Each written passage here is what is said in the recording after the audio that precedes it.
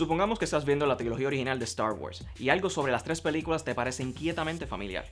Un Stormtrooper en la Estrella de la Muerte emite un grito agudo cuando cae a su muerte después de que Luke Skywalker le disparara en la primera película.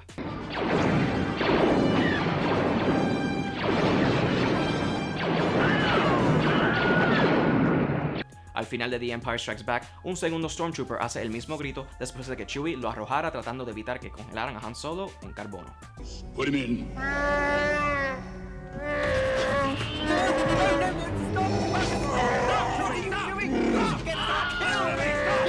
Y en Return of the Jedi, uno de los secuaces de Jabba the Hutt emite una vez más este grito cuando cae en el hoyo de un hambriento monstruo en la arena. Tus oídos no te están engañando. Ese es el grito Wilhelm, el efecto de sonido más famoso en la historia del cine. Es muy probable que hayas escuchado el Wilhelm Scream en algún momento al ver una película. El efecto de sonido originó en el 1951 en la película Distant Drums. Desde entonces se ha convertido en un elemento de sonido de Hollywood por más de 60 años. El primer Wilhelm Scream sucedió cuando un pobre y desgraciado compañero intentó navegar por un pantano infestado de caimanes. Cuando un cocodrilo le muerde las piernas, emite un grito desgarrador de 2 segundos que hace que el resto de su grupo miren hacia atrás con horror.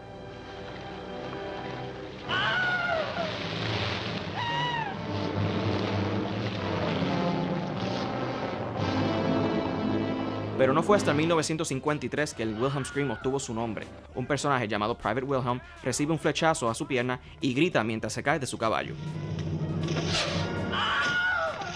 La razón por la que el Wilhelm Scream se infiltró en las películas taquilleras se debe en gran parte a una broma a principios de los años 70.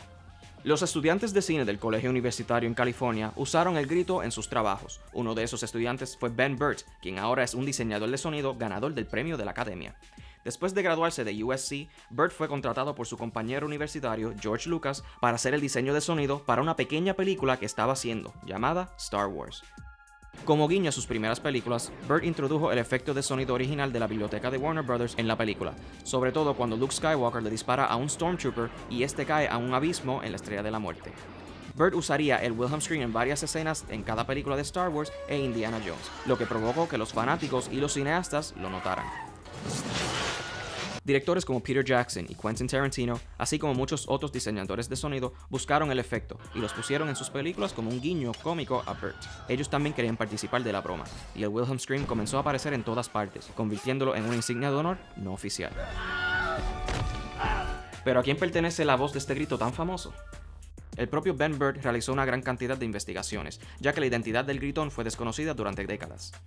Finalmente encontró una hoja de llamadas de Warner Bros. De la película Distant Drums, que incluía a los actores que tenían programado para grabar un diálogo adicional después de que se completara la grabación principal de ese filme.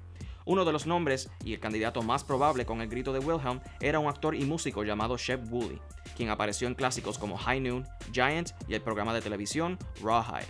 También puedes conocerlo como el músico que cantó la popular canción de 1958, Purple People Eater. Was a one-eyed, one-horned, flying purple people eater. One-eyed, one-horned, flying purple people eater. A one-eyed, one-horned, flying purple people eater sure looks strange to me. El Wilhelm Scream se ha vuelto más grande que un simple efecto de sonido, ya que ha sido utilizado para todo, desde el nombre de una banda, el título de una canción y hasta el nombre de una cerveza.